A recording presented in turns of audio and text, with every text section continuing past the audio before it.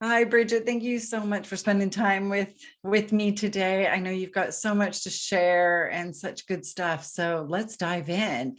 Why don't you tell us a little bit about your story?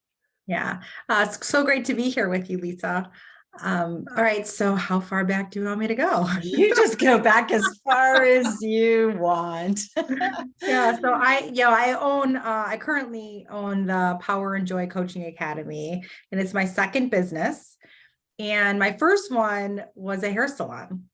And I come from the salon and spa industry. Oh my gosh, now saying it for 30 years, I've been in the salon and spa industry. And I started my career out as a hair colorist, became a master certified colorist, worked at lots of different salons, and I was a um, colorist in a pretty dysfunctional hair salon and I was making six figures, but the salon itself was dysfunctional. And I was thinking, if he can own a salon, there's no reason why I can't. I'm sure many of you can relate to that out there. And so I buy the salon, and guess who becomes the dysfunctional mess? Oops. Me. Yeah. I had it's like apples to oranges. Like I knew how to build a clientele behind the chair, but I didn't know how to run a business. If you knew me back in 2005, I was a crying hot mess. And I was taking my six-figure income, putting it back into the business to keep the doors open. And I had no idea how to lead people, let alone what a budget was.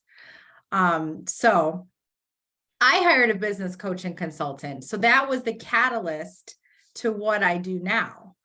I had a roller coaster of a ride owning the business. I owned the salon for almost 15 years. Good, bad, and the ugly. I was an award-winning business. It was bringing in, $1 million of revenue, but then there was a side that happened where I found myself in a really devastating divorce. So I went through a divorce during that, and then came out of the divorce. And just throughout my whole, and I've got the whole story to tell, but just in a nutshell, because of the journey that I went on with the awesome things, the things that weren't so great, I became a certified life coach in 2010 with the International Coaching Federation, and then after that became a consultant. And then I decided to sell the salon, and then I'm now I have my second company where I certify and train people to become NLP, timeline therapy, and hypnosis coaches, and also ICF coaches. And I love working with women who have been feeling stuck, burnt out, overwhelmed, possibly resenting their own businesses, and are people pleasers to reinvent their lives with power, joy, and profits. Yeah, amazing. Amazing how you can take something and then turn it into not only helping you, but helping others, because you've walked in those footsteps, haven't you? So it's like, look at what I learned. Yeah. So in your business, you then you go through this divorce. Did that impact your business at all? I'm going to say it impacted in the way that, so again, award-winning business. I was growing at 30-40%. I had everywhere from 6 to 24 employees and anything else in between.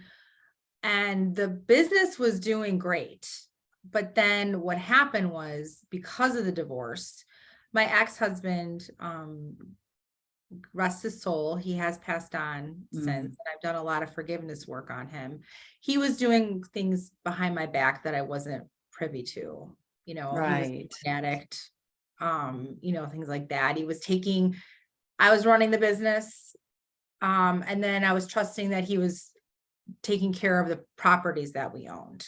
Right. And then, long story short, getting out of the divorce, I found myself in like $1.3 million of personal debt.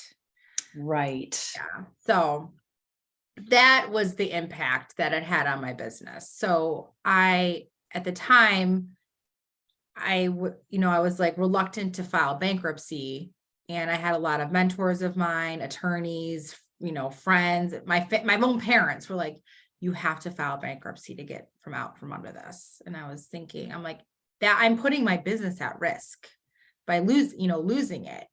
So I took the risk. And then even though I had some mentors at the time be like, Bridget, just let it go. It's okay.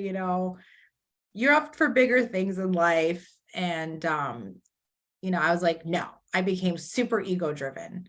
I was like, I'm not going to lose my business to bankruptcy. I'm going to lose it on my own terms. So I decided to buy my own business back from the trustee at a pretty hefty amount of money. And it was in a one year of time. So the impact from that being ego driven, and then that set me off into survival mode.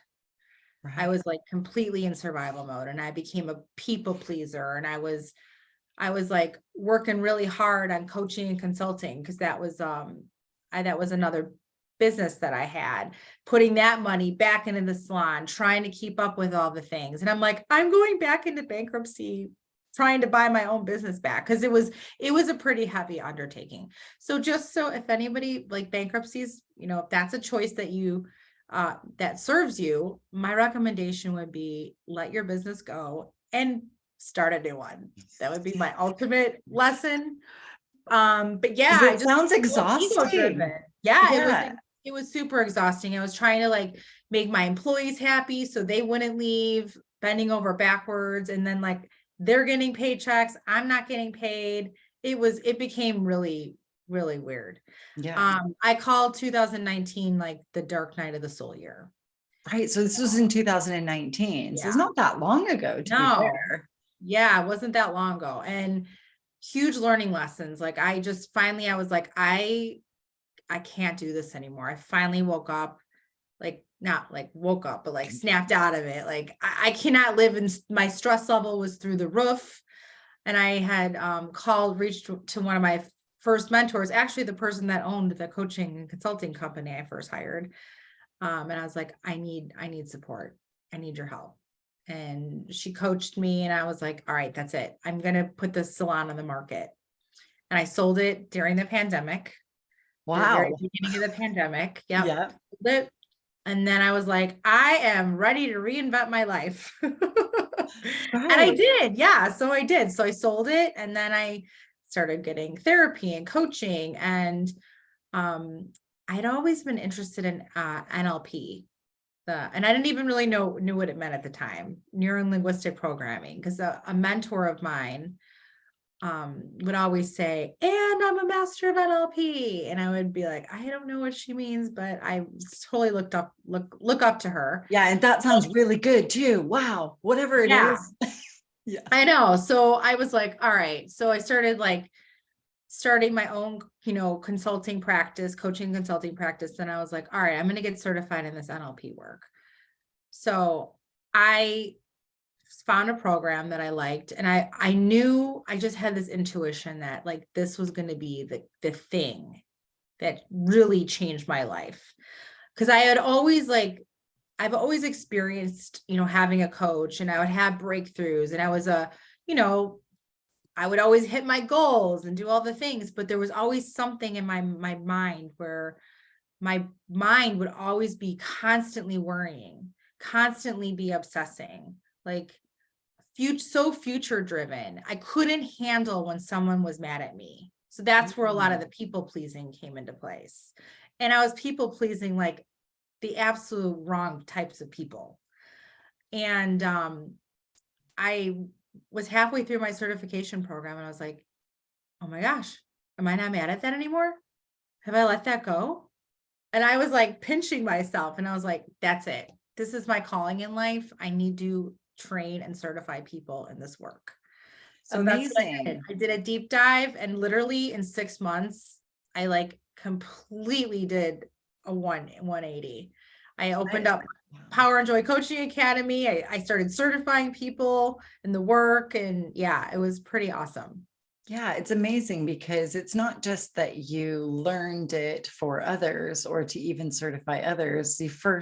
Sounds like you first learned it for yourself and experienced NLP for yourself. Amazing. That's amazing. So you go from a successful business and then obviously having this huge amount of debt, divorce, selling your business, and then completely shifting your future and your business. That's great. So tell me, so when we think of like grief and loss and, you know, all of this, what was it like the turning point, you know, when you went like, oh my God, I can't do this anymore. What did that feel like for you? Like, where were you in that headspace? You said I'm a hot mess or what, but what Yeah. does So that we're look still, like? yeah. It was just, I mean, my anxiety was through the roof. Like I would probably say on a scale of 1 to 100, my anxiety was like 150 at Right. the time. I was, I would, like I said, I was like, I would felt like I was going back into bankruptcy, trying to buy that business back and trying to make everybody else happy besides myself. Yeah.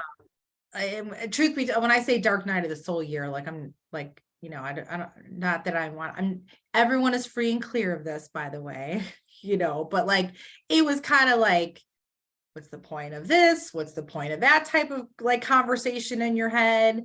So I mean, literally it was finally like, enough is enough.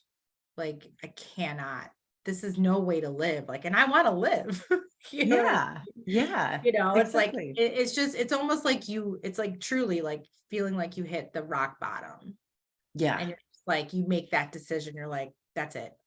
I'm getting help. Cause I like, when I tell you I was really ego driven that year, super ego driven because I had gone against some of my mentors' recommendations on just letting the business go. And I was like, I'm going to prove to everyone that I can get out of this mess. And like, it was just, Like, oh, I yeah, it was should have so, listened. well, and it's so like, here's the thing that one of the lessons that I learned as well is like, listen to the universe. The universe is a way of moving you towards other things. And at that point, I felt like the universe was giving me a big kick in the ass. Yeah. Like, Yeah. hey, we're really going to give it to you. You're like, So, no, I got this. I'm going to keep going. oh, geez. So, yeah. That is So, good. Good advice. It's so true, isn't it? So you yeah, take this deep dive, but it's interesting because people deal with grief and trauma and loss and stress differently. And you sure. had mentioned your therapist. So I knew obviously you've had coaches, but you had a therapist as well. Is that right? Yes. So this is another thing I found interesting is that, I had hired a therapist coming out of selling the salon, hired a coach. So I was working with both of them and, I was getting better, throughout that year and healing. But the thing with the when I got certified in NLP and timeline, especially the timeline therapy, I got out of that thing. And then like, started working with my therapist. And like, after I think 2 or 3 sessions after I got certified, she was like, so, I'm always going to be here for you, however, I think I think you're good to go on your own. Yeah. And I was I like, mean, cause I that's was a good coming to her and therapist. I had nothing. That's a good therapist to say that though, True, right? To right? go, here we are, and here's where you are right now. And I don't think you need me anymore. And that is actually a good therapist to say, like, there's Yeah. nothing more I can do for you. But I also always laugh. I'm like, who gets fired by their therapist? Yeah, yeah, Like, yeah. But you that know what? rarely happens. But that's someone Not going, that it was fired, but that's yeah, just my joke. yeah, exactly. And then my other coach, I would come to him because, there were so many things that people in my life I would be triggered around. And he was like, okay, so let's talk about, when this happens, what practice? I'm like, no, I'm good. Like, no, Mm, I'm good. Like they just weren't bothering me anymore. Like they were before. It was yeah. like amazing. Yes, yes. So there's this, you do these different modalities and it gets you to a certain place, it sounds like, and then you choose to look into NLP, and that takes you to a whole different level. Yeah. Yeah. Yeah. Like you can't go back in time. And I'm like, oh my gosh, if I had these tools when I was in my 20s or my 30s, or even my early 40s, I'm going to be 50 this year. It's crazy. Well, you look great. That's the new 20. I know. I mean, that's the new thing, 20. isn't it? Yeah. That's the thing, isn't it? It's that of course, hindsight is always great, but these are practices that not everybody looks for. So not everybody knows about, not everybody understands, or would even do a deep dive. And there may be people who are listening who are like, I've heard of NLP. I mean, like, what actually is it? And so, not that you have to spend the entire time talking about it, but do you want to give a little paragraph or a little synopsis of what NLP does and what it's done for you? Yes. So yeah, neuro-linguistic programming. I mean, it's some of it's like just the study of excellence. It's also modeling other people that you know to be excellent. It's the way you communicate with your own mind, consciously and unconsciously, and how you also communicate with others. It's all about like behavioral change. One of the there's prerequisites of NLP and or presuppositions, excuse me. One of them is people are not their behaviors. Like people are not their behaviors. Yeah. So, behaviors can be changed. Here's the thing though with that. So 95% of our behaviors are driven by the unconscious mind. And most people aren't even aware of it. Like most people are on autopilot and not even aware about their reactions and the way they're acting or their own behaviors, because it's just so unconscious.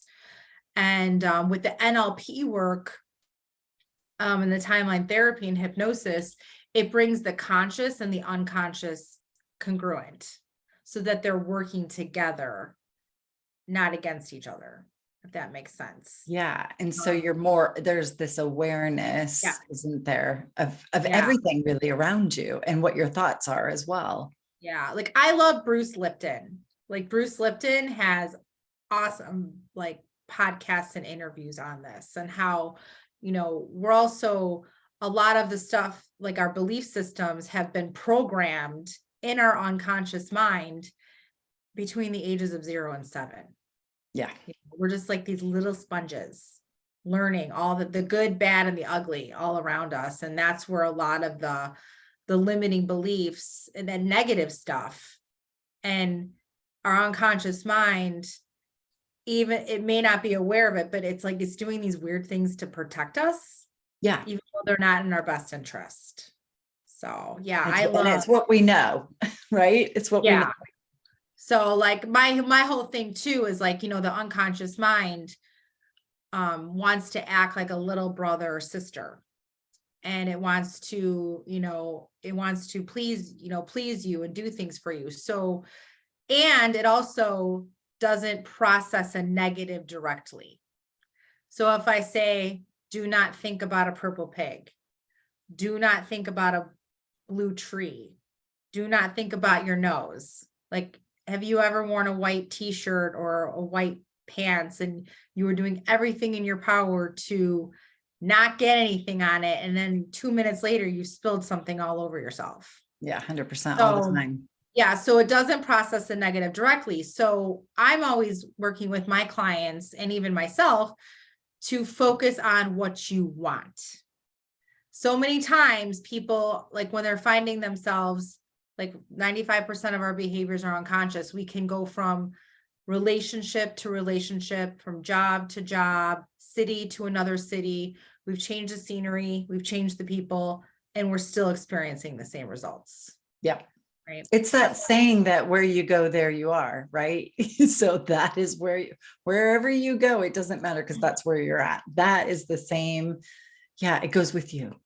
Yeah. So I love working with the unconscious mind so that Yeah. people can really have that deep, long lasting shifts in thinking and behavior. Yeah, yeah, that's amazing. And so it is interesting. I always find it interesting that people, when they go through difficult times, where they land. I always find human behavior very interesting. And it sounds like you were grabbing at things, as we all do, to try to stay afloat and make sure everyone's happy. And you get to a place where you can barely function, right? I mean, is it just like, right, I can't do this anymore. This is not living. Yeah. No doubt people are going to understand that. I think there's so many of us that do that. So you finally have this moment where you're like, right, I can no longer do this. When you then decided to sell the business, was that like a sense of relief, or were you like, oh my God, what am I doing? Or did you just know, No, I was ready to give the keys away. I'll give this away? Truth be told, I was like, I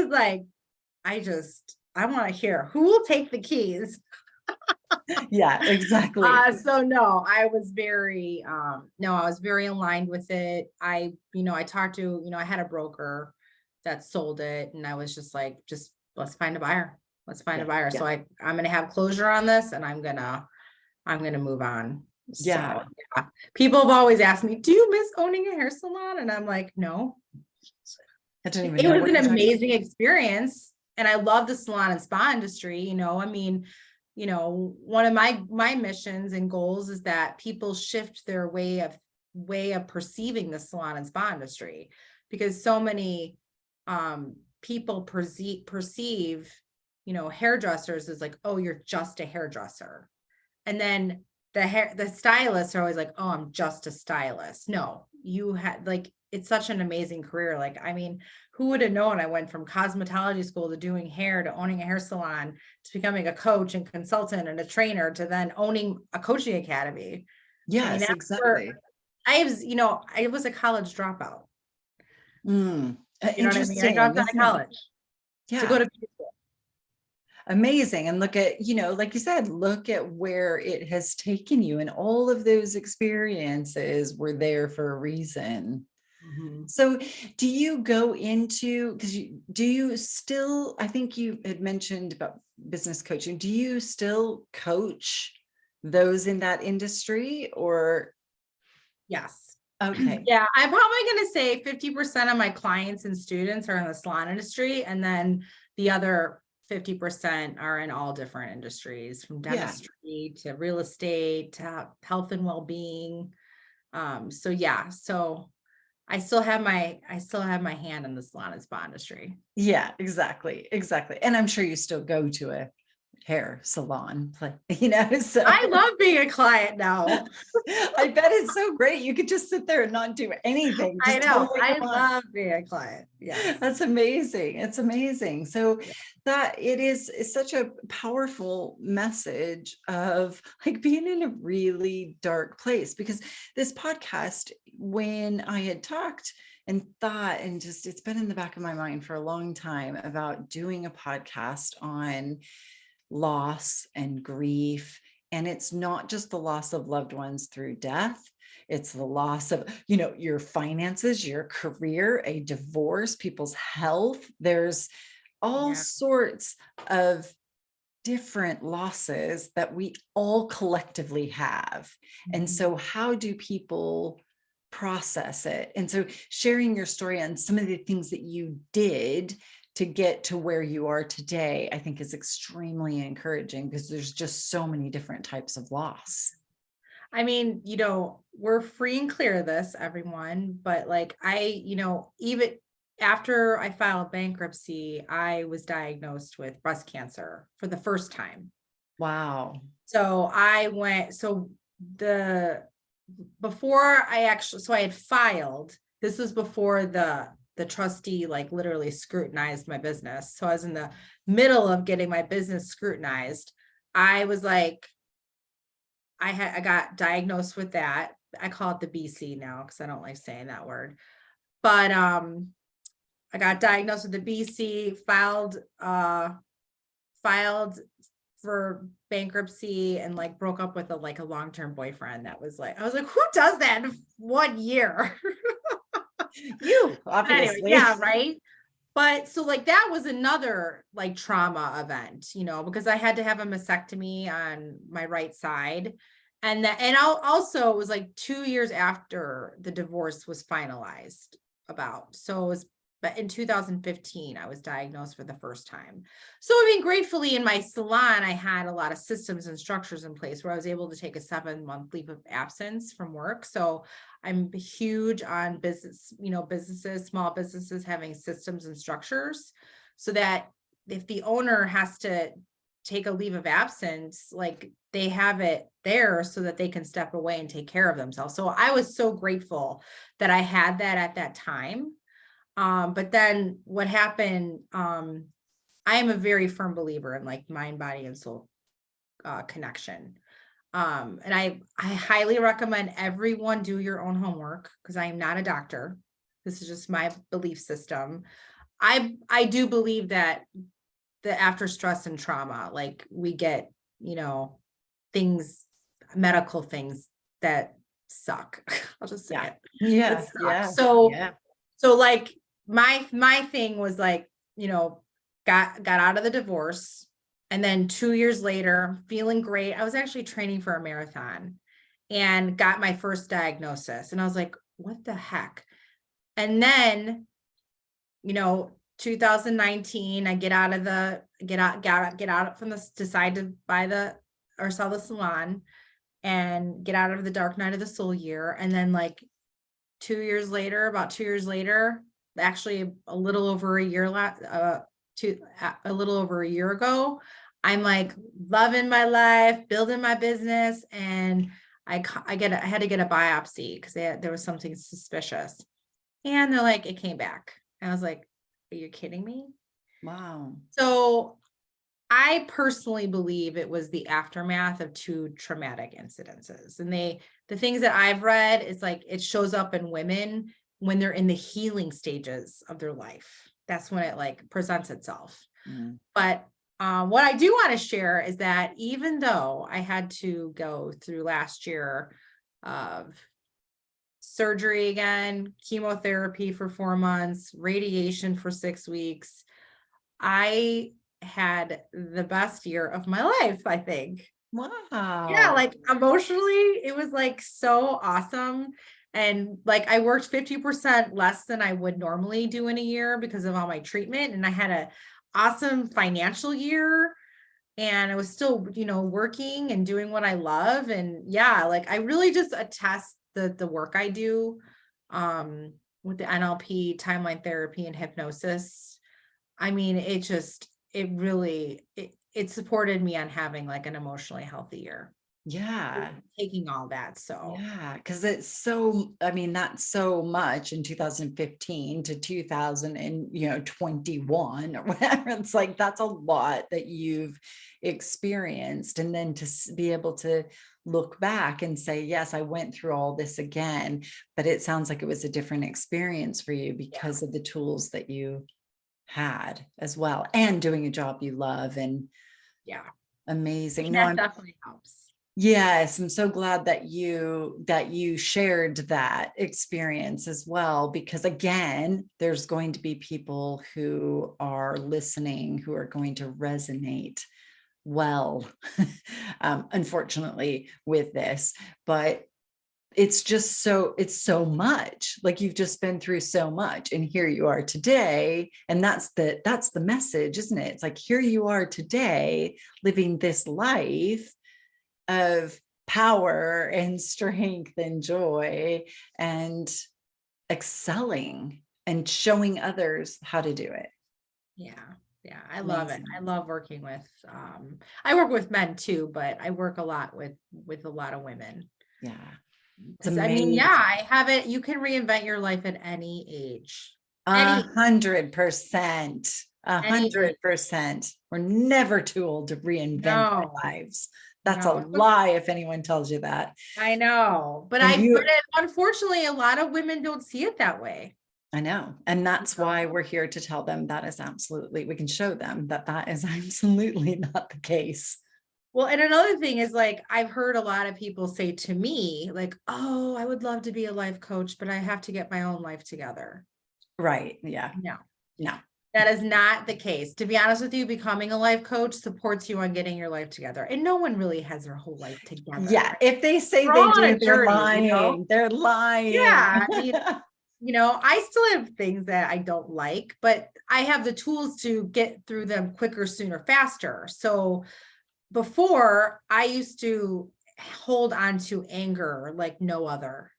And like if I was talking about, Lisa, if I was talking to you about my bankruptcy, you would have seen me get angry all over again. Yeah. Or if I was talking about my divorce, I would have been like angry all over again. Now I could just talk about it like it's just something that happened. It's just a circumstance. But now I still feel all my range of emotions because we're humans. Like before it'd be fuel to the fire. I called it the ball and chain of negative emotions. Now it's like when I get angry, it's like, okay, I get angry, I feel my feelings, and I'm like, okay, so this is a great practice for everyone. I love this practice. It's like, okay, so what happened? What was missing?